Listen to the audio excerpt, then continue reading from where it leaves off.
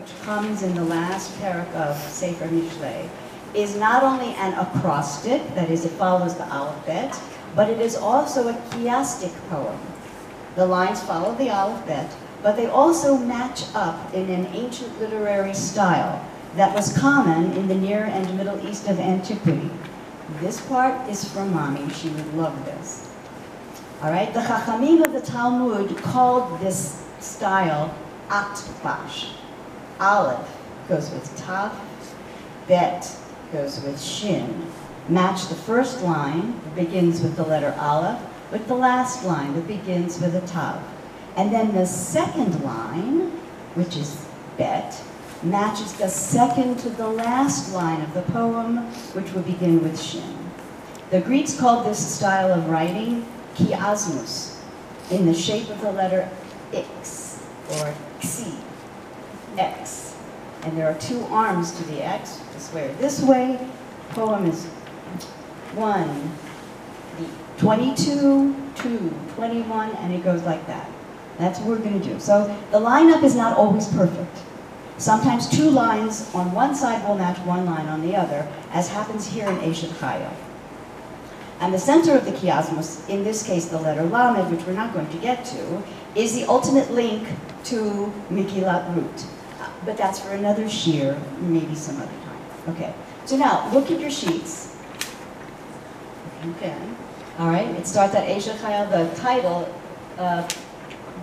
it's the same title on both pages, and it doesn't, oh yes, it says page 1 on the bottom. All right, so the introductory and summary statements are the beginning line and the two end lines of Eshet Chayil. So, Shlomo asks, Eshet Chayil mi yimtza? Rhetorical question. A woman of Chayil. What is a woman of Chayil? A woman who does Chayil, a woman who achieves, a woman who accomplishes. How do I know that?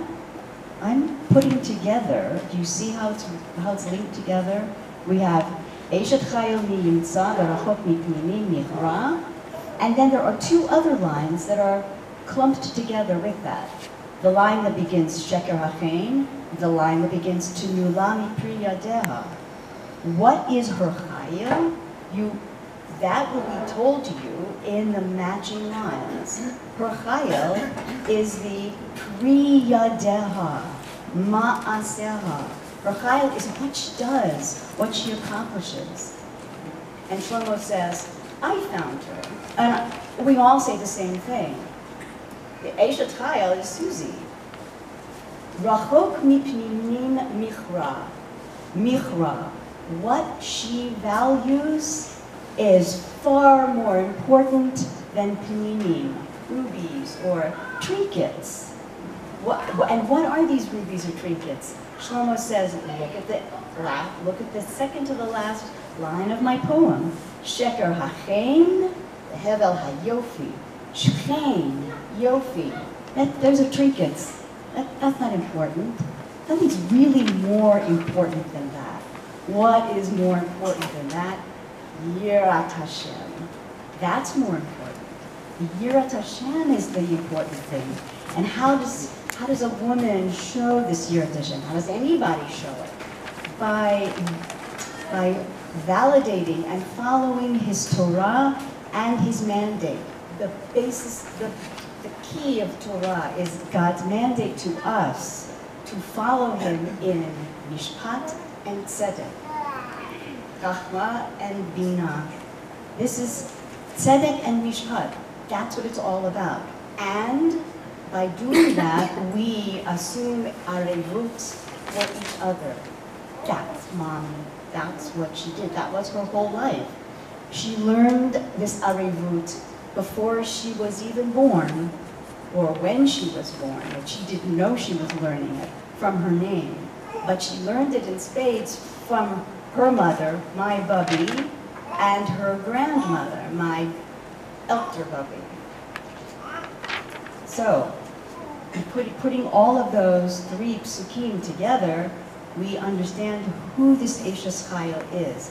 Someone who does, someone who accomplishes, and someone who goes at it, as we say. Tenula mipri yadea, give her credit for what she does. Not what she looks like, not how charming she is, not how wealthy she is, but what she does. Ma'aseha is what will be her praise. Now, I'm just going to look quickly only at one part of the next grouping of psukim.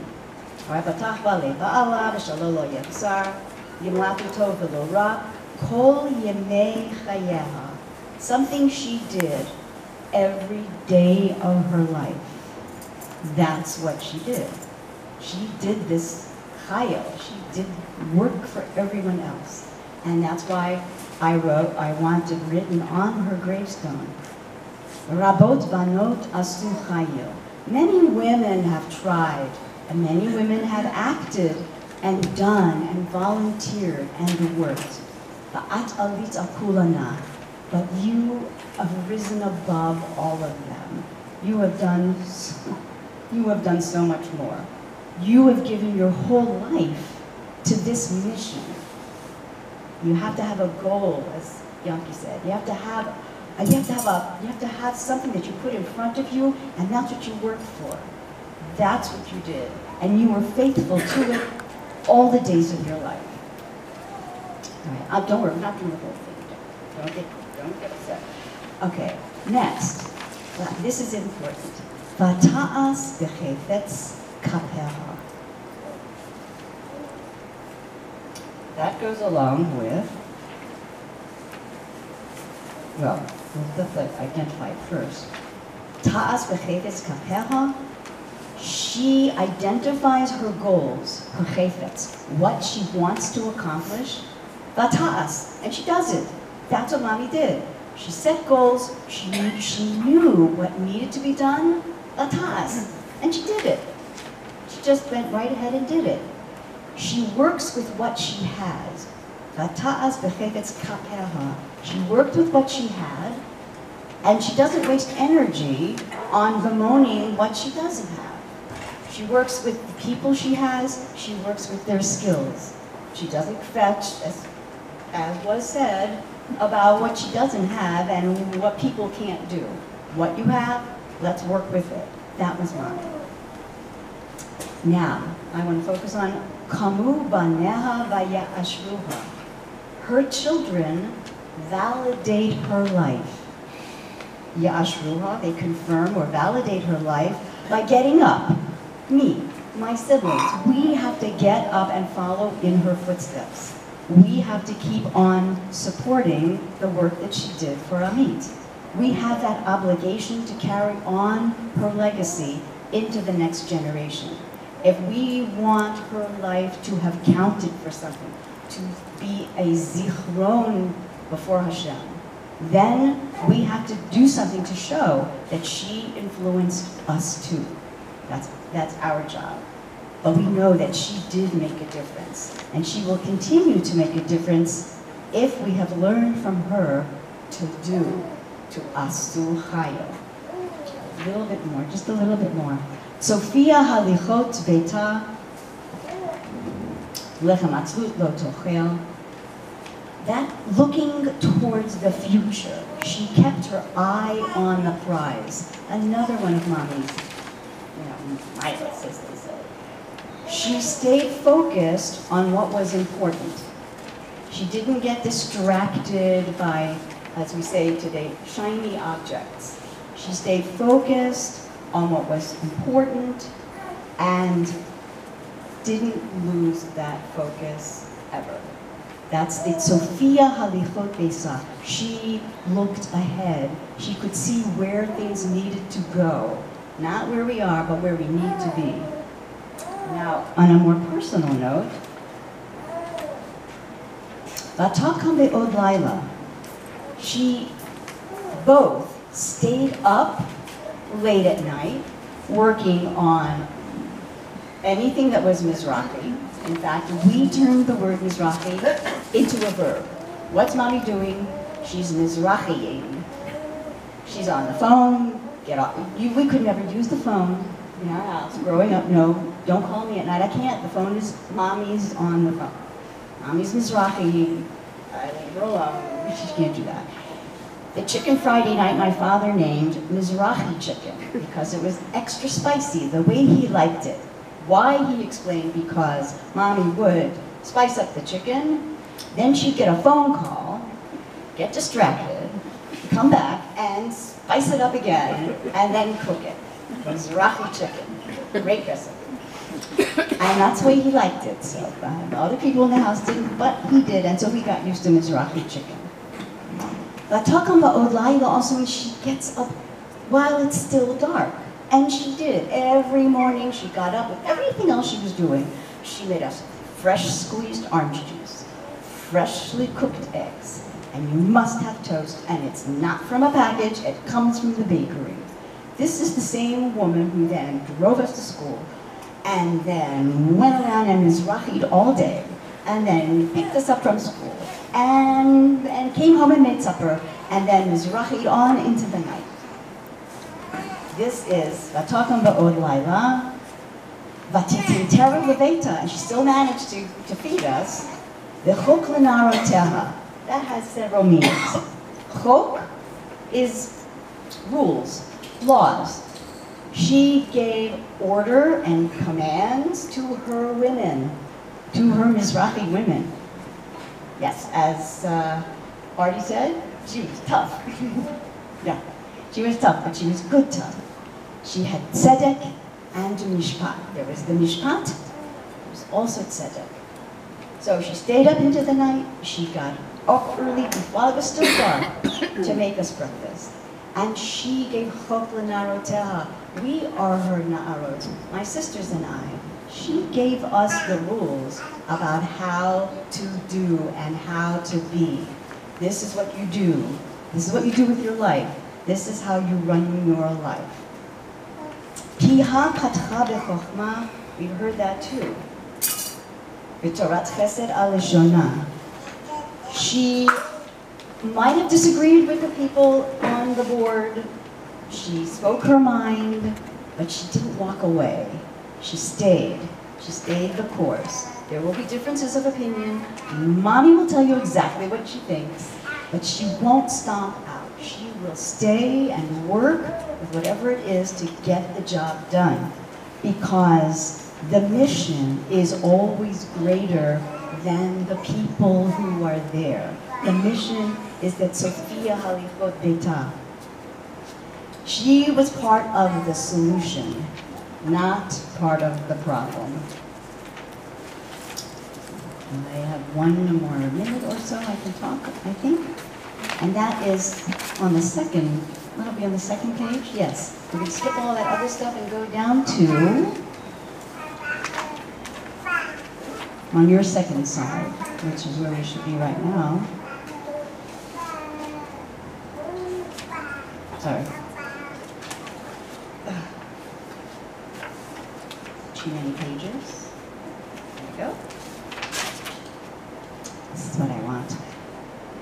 Look down at the Yud and the Kaf. Yadeha shilcha bakishor v'chapera tamchu falach. That's one pasuk, and the matching pasuk is Kafa parsa la'ani v'yadeha shilcha la'evyon. They are on opposite sides of Eshet Chayil, but clearly they go together. She showed us how to do this. She showed us how to give in the sweetest, kindest way. Mommy used to shop at every little merchant in Baltimore. There was a refugee who opened a little fruit store. That's where Mommy bought fruit. There was another little grocer. That's where she bought vegetables. There was another little place she bought whatever, other stuff. To go shopping with Mommy meant driving around Baltimore and going here and there and everywhere. She never went to a supermarket because each of these people needed a parnasa. And she went to each of them to spread her hand out to give to each of them. She went to all the bakeries in town, well, not all. She went to several of the bakeries. There were 3 bakeries. She went to all 3? No. Weinberg and Schnell. Okay. Okay, good. Thank you. Thank you. And she also shopped at the businesses of her friends. They would open a little dress shop. That's where we went to get our clothes. But everybody else went to the big department stores. No, we're going to this little Tatatim shop. Oh, and she also was very careful about overspending. Oh, Mommy, everybody else has a mohair sweater. No, you have your clothes for the year. You don't need anything else. We have enough, you have enough. That's it. In fact, when she was dying, and she told me, if I and my sisters are not in Israel when she dies, we are not to spend a lot of money on a plane ticket to shoot over here for a burial. Take the money, give it to Amit. Stay home and sit shiva where you are. That's what you need to do. That's Mommy. Kapa parsali ani, yadeha shilcha la'evyon. This is Mommy. And this is her legacy for us. And if we can only live a fraction of what, and do a fraction of what she did, then I hope that we will be doing a little bit of her chayil, and we will make a kikadon, a zikaron for her. But only if we, and the rest of you in Amit, follow in her footsteps. So this is just a taste of Eshet Chayil. It really is the story of Ruth, but I've turned it into the story of Susie. Thank you.